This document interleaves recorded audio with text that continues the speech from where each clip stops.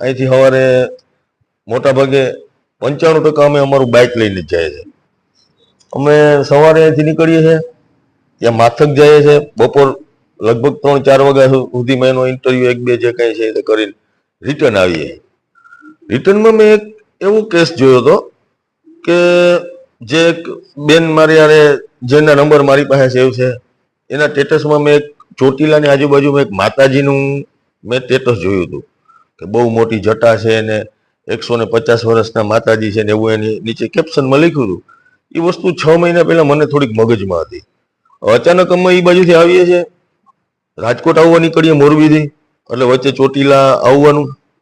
અમે એવું નક્કી કરીએ કે ચાલો આ બેનનો કોન્ટેક કરીને એમના વિશે થોડીક માહિતી મેળવીએ. અમે એ બેનનો કોન્ટેક કરીએ છીએ. ત્યાં જઈને ચોટીલા જે માતાજી છે, અહીંયા એમનો રોડને તો જ એમનો આશ્રમ છે,